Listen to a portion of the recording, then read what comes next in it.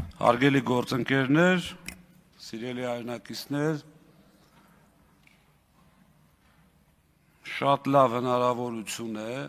արդեն 1 տարի, 1 ամիս հետի հետ կապված ձգվող այդ հակաօրինական, չգիտեմ, բարեկրթության սահմաններում օգտագործվող բոլոր տերմիններով, այսպես բոլոր տերմինները պարունակող գործողությունները այս ամբիոնից ներկայացնելու մի պարզ պատճառով, որովհետև չենք ունեցել այն հարթակը երբեք, ամենայն դեպս ես այս ամեն ինչը ներկայացնելու համար։ Նախապատմությունը հետևյալն է, 2015 թվականին հիշում եք երևի, որ հեծը կառավարվում էր ոչ Կարապետյանների կողմից, ոչ պարոն Կարապետյանի կողմից, նախորդ սեփականատերը դիմեց հանրային ծառայությունների կարգավորող հանձնաժողով 17.08 դրամ թանկացնելու համար։ Ես այդքան միամիտ չեմ, որ հավատամ, որ այս իշխանությունը 8 տարվա ընթացքում երբևէ որևէ մեկը չի զեկուցել հեծի վիճակի մասին։ Եթե անտեղյակ եք, դա ինձ թվում է ավելի մեծ խնդիր է, քան տեղյակ եք ու չեք ցույց տալիս։ Որովհետև հեծը ռազմավարական նշանակություն ունեցող ընկերություն է, բնականաբար պետք է տեղյակ լինեի գոնե հատուկ ծառայությունների միջոցով։ Ինչ է կատարվել։ 17.08 դրամ բարձրացնելու ժամանակ ձեզնից շատերն էլ, եթե չեմ սխալվում, գեներացրեցիք Էլեկտրիկ Երևան շարժումը։ Էլեկտրիկ Երևանի ճնշման ներքո նախորդ իշխանությունները բարձրացրեցին ընդամենը 7 դրամով։ Եվ տնտեսագետներ ունեք, կարող եք ուսումնասիրել, եթե չգիտեք, եւ ընդամենը մնացել էր 3-4 ամսվա կյանք հեծին, որովհետեւ այդ պայի դրությամբ 36 միլիարդ դրամ պակասորդ ուներ եւ անհրաժեշտ էր 17 դրամ թանկացնել, որպեսզի հեծը սնանկության չգնա։ Հիմա այս պարագայում պետությունը գնաց մի քայլի, լավ են արել, վատ են արել, դա ես չեմ քննարկում, ինձ դա չի վերաբերվում, 7 դրամ թանկացրեց եւ փորձեց գտնել մարդ, ով կլինի հայ, ով կլինի Հայաստանի հողին կպած հայ, ոչ թե շատ ներողություն արտահայտությանս, մենք ունենք, դուք էլ երևի կիմանաք, այսպես ասած շուրտված հայեր, ու ծագումով հայ են, Հայաստանի տեղը չգիտեն, ընդհանրապես կապ չունեն Հայաստանի հետ։ Եվ այդ հայը Սամվել Կարապետյանն էր, որին նախորդ իշխանությունները, կառավարությունը խնդրել են, ինձ թվում է այդ հայտարարությունները տեսած կլինեք, բառից բուն իմաստով, որպեսզի նա ձեռք բերի հեծը։ 15 թվականի հոկտեմբերին հեծը ձեռք բերելուց չի եղել որևէ ակնկալիք, որ շահույթ կարող է լինել։ Դա ես ասում եմ իմ եւ պարոն Կարապետյանի խոսակցությունների ժամանակ, երբ որ ինձ առաջարկվում էր 15 թվականին Երևան քաղաքի տնօրենի պաշտոնը։ Եղել է հետեւյալ խոսակցությունը. հնարավոր է արդյոք 0-0 կանգնել, բայց այս ամեն ինչով հանդերձ պարոն Կարապետյանը հայտարարել է, որ չեմ թանկացնելու հոսանքը, որպեսզի պատկերացնեք շատ կարճ, եթե հոսանքը թանկանում է, պետք է տեսնել ով է թանկացնում։ Իշխանության մեջ կան մանիպուլատիվ մարդիկ, որոնք մանիպուլյացիոն հայտարարություններ են անում եւ գցում դաշտ, որ հոսանքի որևէ թանկացում կատարվում է հեծի կողմից։ Այդպիսի բան չի եղել 10 տարվա ընթացքում 0 դրամա հեծի նախաձեռնությամբ թանկացվել։ Թանկացնողը պետական իբրև թե անկախ մարմին է, հիմա կհիմնավորեմ, եւ այնտեղ առաջարկներ են ներկայացնում կամ հանձնաժողով իր նախաձեռնությամբ թանկացնում է հոսանքը։ Հեծը երբևէ չի դիմել, որպեսզի հոսանքը թանկացվի։ Դրանից հետո մենք բազմաթիվ ճարակ ասեմ ժամանակը հերիքի, դրանից հետո բազմաթիվ համակարգեր ենք ներդնում, ասկոյի համակարգ, այդ թվայնացված, որպեսզի ամբողջ ինֆորմացիան միանգամից առանց տեսուչի ներգործության քաշվի, մոտավորապես 700 միլիոն դոլարի ներդրումներ են կատարվում, որից հետո այսպես գալիս ենք հասնում ենք 2025 թվականին պարոն Կարապետյանի հայտարարությունը։ Ինչ եմ ասում 25 թվականի պարոն Կարապետյանի հայտարարությունը, որտեղ այստեղ խոսվեց 24 թվականին լսումներ են եղել, 24 թվականին լսումներ եղել ձեր կողմից ընտրված, ձեր ամենայն դեպս փաստացի կոնտրոլի տակ գտնվող հանրային ծառայությունների կարգավորող հանձնաժողովի նախագահ պատասխանել է ձեր հարցերին։ Հետի ներկայացուցիչ ինչի չեք կանչել, դուք գիտեք, դուք էլ ընդունեցիք, որ չեք կանչել։ Դրա համար ես բերում եմ 25 թվական Կարապետյանի հայտարարությունը իր պաշտպանություն եկեղեցու, որից հետո այս դահլիճում կոլեգիալ մարմինի ոչնչացումով հանրային ծառայությունների կարգավորող հանձնաժողովը կոլեգիալ մարմին է, յուրաքանչյուր որոշում ընդունում է կոլեգիալ։ Դուք բերեցիք այստեղ իմջալոս ԿՊ խմբակցության նախաձեռնությամբ, այդ դուք մտածեք ինչի կառավարությունը այդ նախաձեռնությամբ հանդես չեկա, որտեղ պատմությունը դա գնահատելու է, միգուցե քրե իրավական գնահատական կտրվի տեղ ապագայում։ Եվ ԿՊ-ն օրենսդրական նախաձեռնությամբ հանդես եկավ, որ կոլեգիալ մարմնի ղեկավարին, հարգելի սիրելի հայրենակիցներ, խնդրում եմ այստեղ ուշադրություն, տալ առանձին լիազորություն տկենի նամակի հիման վրա, այնտեղ, եթե չեմ սխալվում, 3-4 կետ է տալիս, այսպես թույլից միջև ուժեղ, ընդհանուր կառավարիչ նշանակել։ Մի անձին է նշանակել կառավարիչ, եւ բնականաբար այդպես է պետք է լիներ, տկենը նամակը գրեց 9 կետով, հետո հանրային ծառայությունների կարգավորող հանձնաժողով լիցենզիայի զրկման ժամանակ այդ 9 կետից չեմ հիշում, եթե եկած լինի 1-2 կետ եկած լինի, բալանցածը դուրս եկավ եւ ընտրվեց այսպես ասած Ես ռուսերեն ասեմ, ինչ ուզում եք ու մետ ուզում եք կապեք, դա ձեր խնդիրն է, սա կոչվում է ռեյդերսկի զախվատ։ Որովհետև վերցրեցին մարդու սեփականության վրա բերեցին, օրենքը փոխեցին, մեծամասնություն իրենց տակ կառավարությունը նշանակեցին, բերեցին իշխող կուսակցության վարչության անդամ, նշանակեցին այդտեղ կառավարիչ ու ասեցին, որ դու պետք է ենթարկվես ԿՊ հասարակ անդամի, որը այդ անդամակցությունը դադարեցրել է, որ դառնա հանձնաժողովի նախագահ, որը հնարավոր չէ, դուք էլ լավ գիտեք։ Եվ այդտեղ այնուհետև եկավ նոյեմբեր ամիսը, լիցենզիայի զրկումը, այնտեղ օրեր ա տևել, շատ կարճ էին ուզում ավարտեն, հետո էլ հայտարարում են երկար քննարկեցինք, եթե ուշադիր եղած ելնեք կամ ձեզ հետաքրքիր եղած ելնի, ամենայն դեպս մեր հայրենակիցներից շատերից ես ստացել եմ այդ ինֆորմացիան, որ բավականին ուշադիր նայել են եւ այդ հայտարարությունը պատկերացնում էին։ Որոշումը պատրաստ դրած, ես այնտեղ հայտարարել եմ, գոնե գնայիք խորհրդակցեիք։ Նիստը վերջացավ թե չէ, միանգամից քվեարկեցին։ Որևէ այսպես նորմալ բան չասվեց, որից հետո լիցենզիայից զրկեցին, մենք գնացինք վարչական դատարան, արբիտրաժ եւ այլն, Հայաստանի Հանրապետությունը չկատարեց արբիտրաժի որոշումը, որը շատ տրամաբանական էր, այսինքն Հայաստանի Հանրապետությունը խնդրեց, եկավ միացավ ինչ որ մի հռչակագրի, ինչ որ մի արբիտրաժի եւ նրա որոշումը չկայացրեց, ստատուս քվո պայելու հետ կապված, այսինքն նրանք ինչ էին ասում, ես գործ եմ քննում, սպասեք գործը քննեմ, կարող է հետո իմ որոշումը լինի ձեր արածի հակառակը, ոնց եք հետ փոխելու։ Այդ թվում իմիջիայլոց համանդրական դատարանում կար գործ այդ ժամանակ ընդդիմադիր պատգամավորների դիմումով, վարչական դատարանում կար գործ, ձեր համար միևնույն էր։ Եվ այդ ամեն ինչը տեղի ունենալուց հետո բնականաբար կառավարիչը նշանակվում է, գալիս է առաջի օրը շենք չմտած, ինձ ազատում է աշխատանքից, երևի հասկանալով, որ լավ օրեր չի սպասվում, աշխատանքային առումով եմ ասում այդտեղ, որից հետո հայտարարվում է այսպես ասած առանց փաստական հանգամանքների հանձնագործներ, թալան եւ այլ, եւ ես մի առաջարկով եմ հանդես գալիս, շատ ուղիղ կառավարչին եւ հանրային ծառայությունների կարգավորող հանձնաժողովի նախագահին, հաշվի առնելով, որ հմեկը վաղուց արդեն ձեր սեփականությունն է, ոչ թե հանրային հեռուստաընկերություն, ես չեմ կարող կազմակերպել։ Խնդրում եմ, դուք կազմակերպեք ուղիղ եթերում բանավեճ։ Դուք մեր հայրենակիցներին ասում եք, հեծը թալանել են, հեծը են արել, իմջոց պարոն Կոնջորյան, բարեկրությունից եք խոսում, դուք ասեք, թե պարոն Ալեքսանյան այլանդակություններ են կատարվել։ Ես հիմա այդ գայթակղությունը շատ մեծ է, որ ասեմ, այլանդակությունները որտեղ են կատարվել եւ ում օրոք, բայց ձեռնպահ կմնամ, պարոն Ռուբինյանի հորդորին կհետևեմ եւ բնականաբար արձագանք չի լինում, անգամ հմեկը գոնե այդ ձևական կողմը պահելու համար ասել լավ, մի հատ գրություն են գրել, կառավարիչը չի գալիս, հանձնաժողովի նախագահը չի գալիս, պարոն Ղազնինյան, դուք եկեք մի հատ տենանք ինչա, չէ, տենց փագա եւ վերջ, որից հետո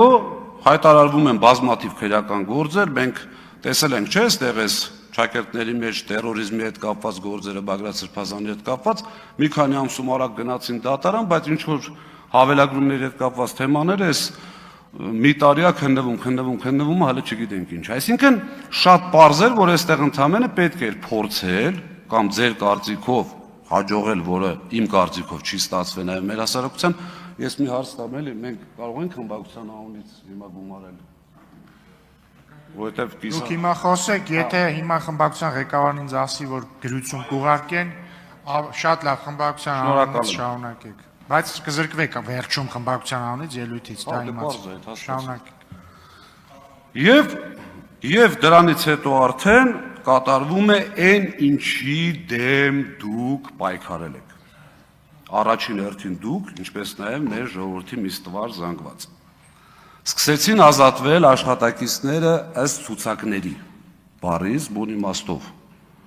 ով կապ ունի Կարապետյանների հետ, ում ընդհանրապես Ղազինյանը ճանաչելով, չճանաչելով բերել գործի, պատասխանը շատ պարզ էր, մեր հետ էս թե չէ, ուղիղ, այնքան ուղիղ, իմիջիայլոց ձեզ ասեմ, որ ունեմ ինֆորմացիա եւ այդտեղից դուրս եկող մարդիկ են ասել, բնականաբար ոչ մեկ այսօր չի գալու ստեղից ասի, հայտնվի այնտեղ, որտեղից ես եմ դուրս եկել շատ արագ, որ կառավարչի սեղանի վրա դրված են եղել մարդկանց, այսպես ասած, պատմությունները, ոնց է կոչվում այդ անձնական գործերը ԱԱՑ-ի այդ բանով թղթի վրա։ Հիմա բնականաբար այդ ամբողջ ինֆորմացիան ունենալով հանդերձ եղել են մարդիկ մեր ուրախություն մեզ, որ դավաճանությունները այդ առումով շատ քիչ են, այո, եղել են մարդիկ, որոնք համաձայնվել են այդ պայմաններին, մնացել են ճիշտ է, դետակից SMS են գնում, դեկաներ եւ այլն, բայց աստված իրանց հետ ամեն մեկ իր հացի հարցն է լուծում։ Ուրեմն դրանից հետո բազմաթիվ առաջարկներ, եղբայր, եկեք, ընդունում հանձնում անենք։ Դուք 6800 աշխատակից ունեցող, մինչև $1 միլիարդ ընկերություն, արժեք ունեցող ընկերություն եք խլում։ Իմիջիայլոց ձեզ ասեմ, այդ խլելն էլ պետությունը չէ, իշխանությունը ձերն է, դրա համար եք խլում։ Այլ պարագայում դուք մեզնից ոչ մի բան չեք կարող խլեք։ Քննչականն է ձերը, ազգային ժողովն է ձերը, ԱԱՑ-ն է ձերը, միայն հանգարց զորույցը մեկը չմտածի, որ Սամվել Կարապետյանից կամ մեզնից մեկը կարա այս գրիչը խլի։ Խլել եք, որովհետև ուժայիններն են ձերը, ու մենք չենք լռել, ուղղակի էտա։ Հիմա եթե գնում որոշ ազգային ժողով որոշում է, որ միանձնյա ինչ-որ մեկ ինչ-որ բան պետք է անի, կներեք դրա դեմ, չգիտեմ, արդեն հակասահմանադրական ճանապարհներն են գալիս, որին ես դեմ եմ։ Ուրեմն ու սկսվում է այդտեղ հանձնաժողովի ոչնչացման գործընթացը։ Իմիջիայլոց ձեզ ասեմ, հանրային ծառայությունների կարգավորող հանձնաժողովը ունի բազմաթիվ գործառույթներ կարգավորվող ընկերությունների նկատմամբ։ Դրանք են մոնիտորինգներ, վարույթներ, ընդհանուր միջև լիցենզիա զրկում, բայց կոլեգիալ, այսինքն կոլեգիալ պետք է զրկեն։ Ձեզ ասեմ, որ ձեր կողմից կառավարվող փաստացի հանձնաժողովի ու համարյա բոլոր անդամները բացի ընդդիմադիր անդամից աշխատում են շատ վաղուց։ Ձեր կողմից նշանակված նախագահը, ինչ եմ ասում նշանակված ոչ թե ընտրված, որտեղ նա նշանակված է։ Ձեր կողմից նշանակված նախագահը 20 թվականին, եթե չեմ սխալվում, պատերազմի ընթացքում էլի եղել հանրային ծառայությունների կարգավորող հանձնաժողովի անդամ։ Մենք էլի շփվել ենք իրար հետ։ Երբևէ որևէ անդամ չի այսպիսի մտահոգություններ արտահայտել։ Երբևէ, ասեմ ձեզ ավելին, ապրիլ ամսին իր աշխատասենյակում Մեսրոպին ուղիղ հարց եմ տվել։ Իհարկե աշխատանքային անձնական խոսակցությունը երբեք չեմ բացի, այդտեղ ավելի վատ բաներ կա, բայց չեմ անի երբեք։ Դա իմ համար կարմիր գիծ է։ Ասում եմ Մեսրոպյան, հեծը ինչ վիճակում է գտնվում։ Ուղիղ տղամարդու պես աչքերին նայելով, կրիտիկական է վիճակը։ Չէ, պարոն Ղազինյան, ինչ եք ասում, ինչ կրիտիկական։ Ասում եմ, բայ ինչ ես ուզում։ Ասում եմ, խնդրում եմ իրար հետ աշխատենք։ Պարոն Կարապետյանին էլ եմ ասել։ Ասում եմ, ի՞նչ է պատասխանը պարոն Կարապետյան, ասում ասելա սիրով։ Ասում եմ, ես էլ եմ ասում, 20 թվին չենք աշխատել, այդ եկար դարար նախագահ բան փոխվեց, սենց կիս կատակ։ Ու մի հետաքրքիր բան էլ ասեմ, սա ինքնագովեշ չընդունեք, ես երկար տարիներ ղեկավարել եմ իրացման ոլորտը, իրացման տնօրինությունը, որը այս ձեր ասած կիլովատի արքու վաճառք, հավելագրում եւ այլ, սենց մի քիչ տենց քմծիծաղով երևի թե հաճելի կլներ լսել իմ համար, ընդունում եմ դա, ասի Մեսրոպյան իրացման հետ կապված ինչ ասեր, ասեց իդեալականին մոտ։ Սա ասելա ձեր հանձնաժողովի նախագահ ուղիղ դեմքին ասում եմ, եթե փորձի ժխտի, այլ մանրամասնություններ կարող եմ ասել, որը չի կարող ժխտել։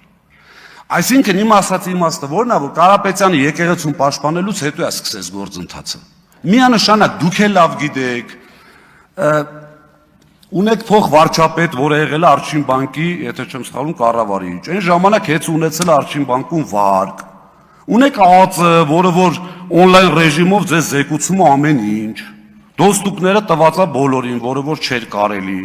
ԱԱԾ-ն եթե չի զեկուցել, որ հեծ ինչ վիճակում է եղել կամ եկեք մի այսպիսի հանգամանք, էլի, դուք կառավարող ուժ եք, դուք իշխանություն եք։ Եթե ձեր իշխանության գալուց հետո 7 տարի հեծը կարողացել է մասսայական հավելագրումներ անի, հեծը կարողացել է կիլովատի արքու վաճառք անի եւ ձեր ասած թալանն անի,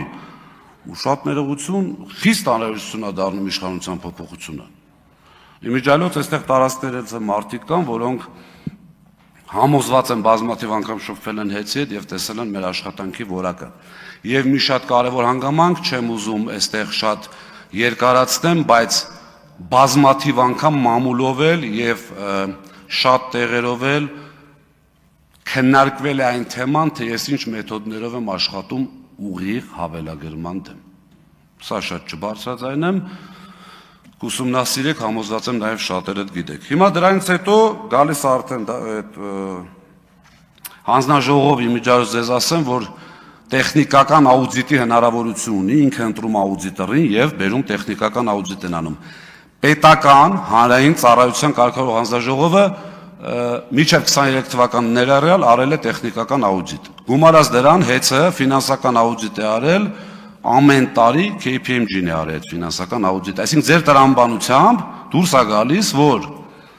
KPMG կլինի, հանձնաժողով կլինի, մյուս ով ուզում ա լինի, չէ, իրանք բոլորը սխալ են, դուք ճիշտ, որի վրա ես խիստ կասկածում եմ։ Ուրեմն ասում ենք լավ, Սամվել Կարապետյանը այդ ժամանակ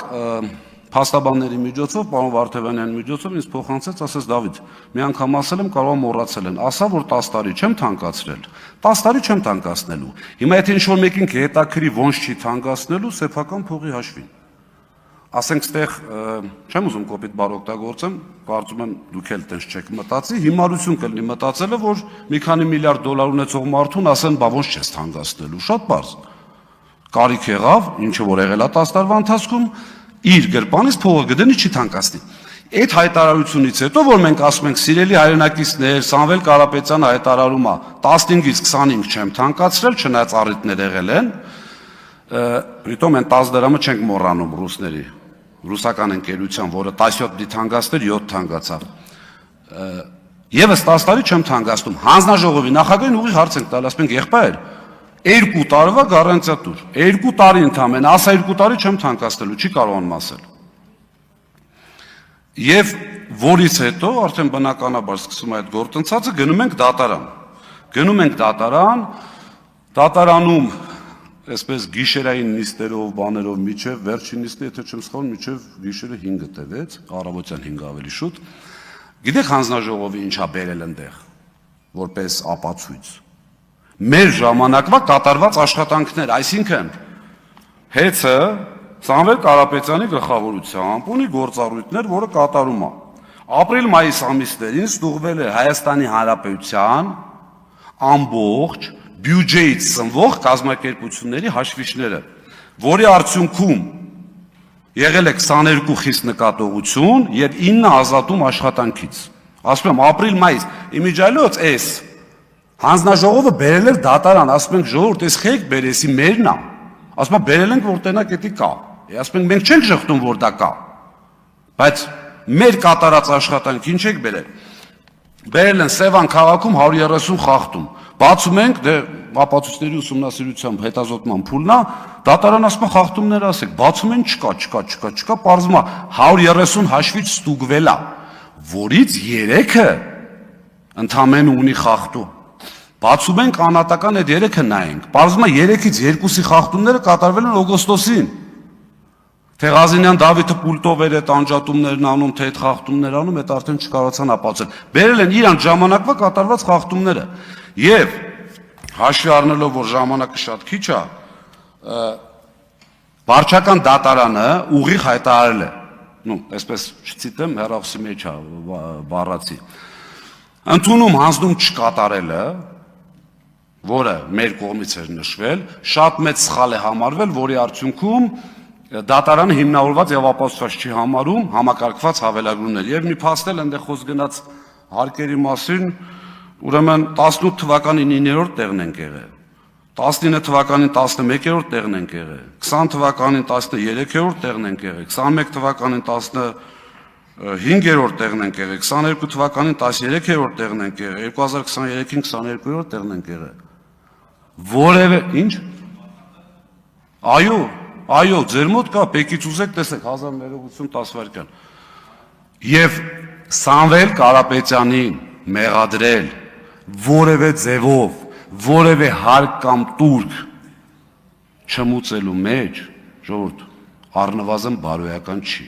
Ինչ վերաբերում է իմ չհասցրած հատվածին, արդեն պետք է ավարտեք, բայց 20 րոպե խոսեցիք։ մի վայրկյան։ Ինչ վերաբերում է մնացածին ինչ որ չհասցրեցի, ես պատրաստակամություն եմ հայտնում յուրաքանչյուրիդ հետ ԿՊ խմբակցության 64 պատգամավորի յուրաքանչյուրի, այդ թվում նաև կառավարության անդամ, ով ուզում ալի բանավիճելու այս թեմայով։ Շնորհակալություն, հարգելի գործընկեր։